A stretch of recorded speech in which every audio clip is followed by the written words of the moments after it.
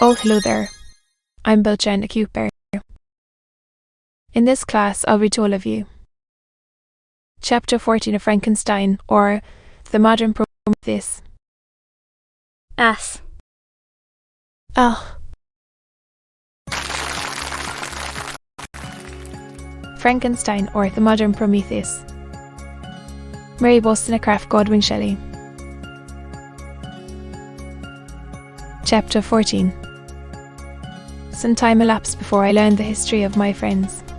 It was one which could not fail to impress itself deeply on my mind, unfolding, as it did a number of circumstances, each interesting and wonderful to one so utterly inexperienced as I was. The name of the old man was de Lacy. He was descended from a good family in France, where he had lived for many years in affluence. Respected by his superiors and beloved by his equals, his son was bred in the service of his country, and Agatha had ranked with ladies of the highest distinction. A few months before my arrival they had lived in a large and luxurious city called Paris, surrounded by friends and possessed of every enjoyment which virtue, refinement of intellect, or taste, accompanied by a moderate fortune, could afford. The father of Sapphi had been the cause of their ruin. He was a Turkish merchant and had inhabited Paris for many years when, for some reason which I could not learn, he became obnoxious to the government. He was seized and cast into prison the very day that Sapphi arrived from Constantinople to join him. He was tried and condemned to death.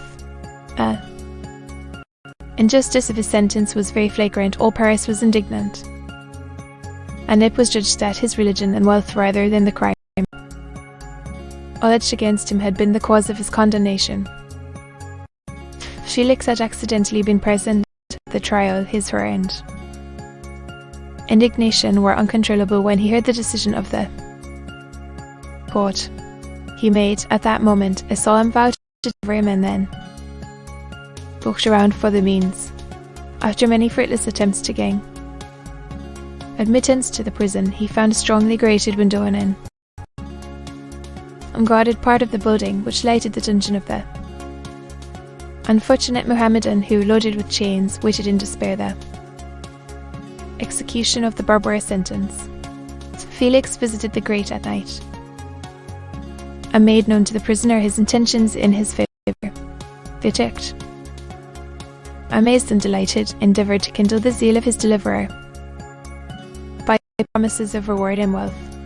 Felix rejected his offers with contempt, yet when he saw the lovely Sapphi he was allowed to visit, her father, by her gestures, expressed her lively gratitude. The youth could not help owning to his own mind that the captive possessed a treasure which would fully reward his toil and hazard. The Turk quickly perceived the impression that his daughter had made on the heart of Felix, and endeavoured to secure him more entirely in his interests by the promise of her hand in marriage so soon as he should be conveyed to a place of safety. Felix was too delicate to accept this offer, yet he looked forward to the probability of the event as to the consummation of his happiness. During the ensuing days, while the preparations were going forward for the escape of the merchant, the zeal of Felix was warmed by several letters that he received from this lovely girl. He found means to express her thoughts in the language of her lover by the aid of an old man, a servant of her father who understood French.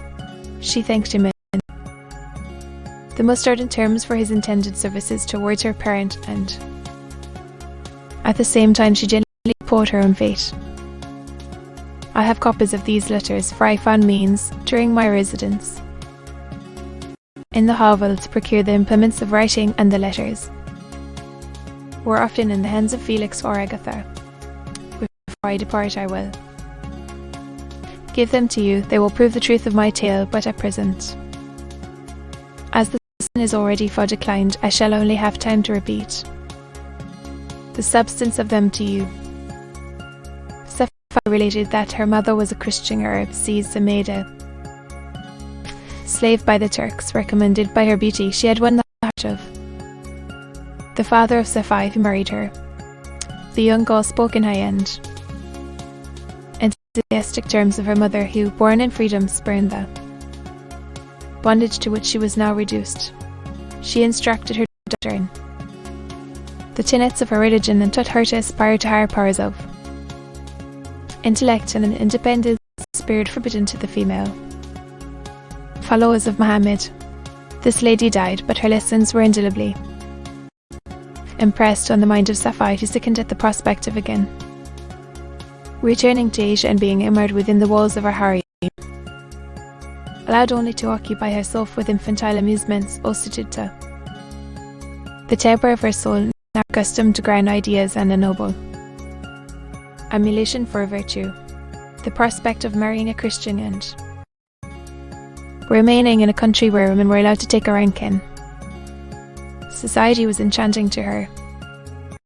The day for the execution of the Turk was fixed, but on the night previous to it he quitted his prison, and before morning was distant.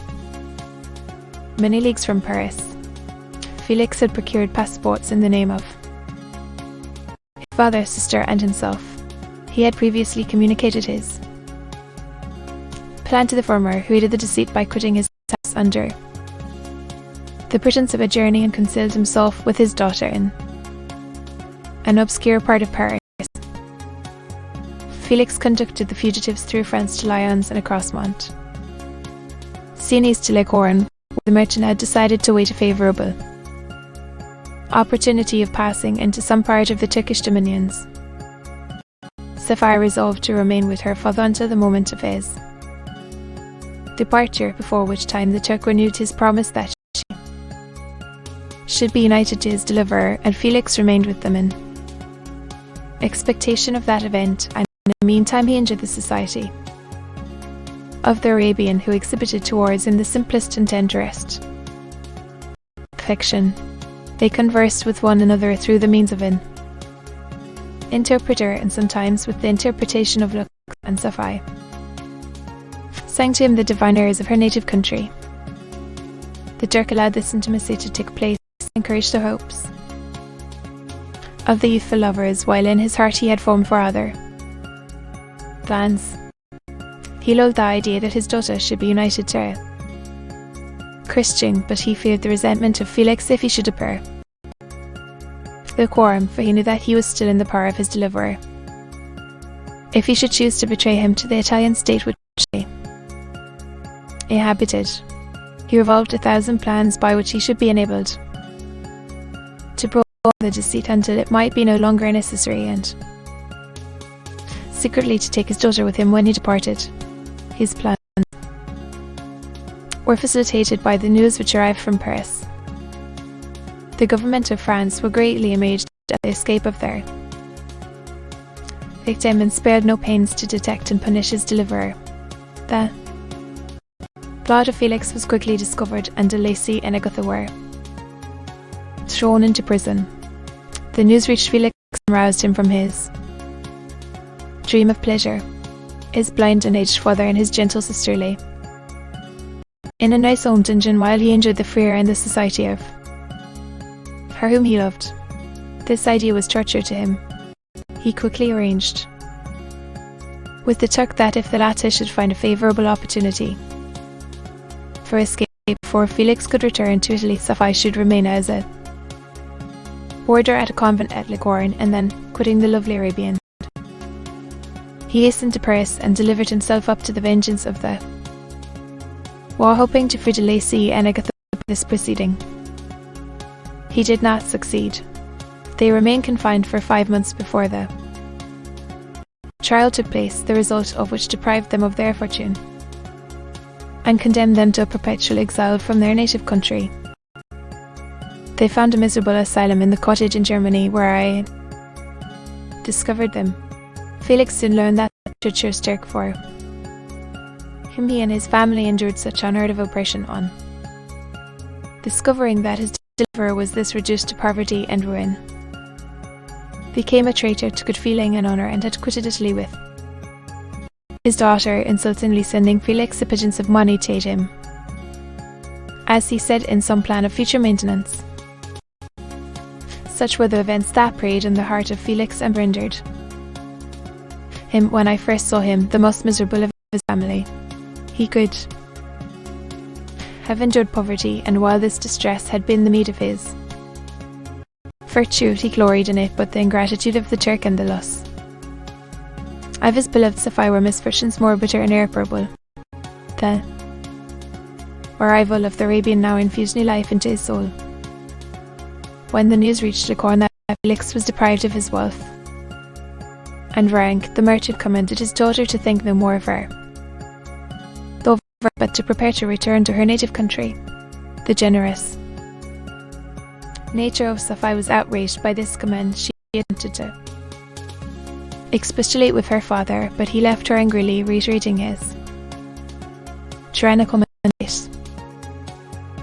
A few days after, the Turk entered his daughter's apartment and told her hastily that he had reason to believe that his residence at Licorne had been divulged, and that he should speedily be delivered up to the French government. He had consequently hired a vessel to convey him to Constantinople, for which city he should sail in a few hours.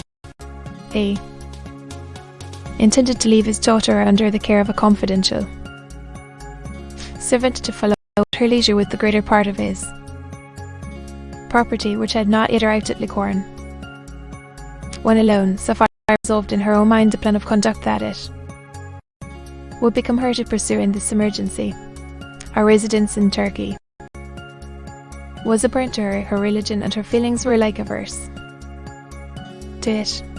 By some papers for the which fell into her hands, she heard of the exile of her lover and learned the name of the spot where he then resided. She hesitated some time, but at length she formed her determination, taking with her some jewels that belonged to her and a sum of money. She quitted Italy with an attendant, a native of Licorne, but who understood the common language of Turkey, and departed for Germany.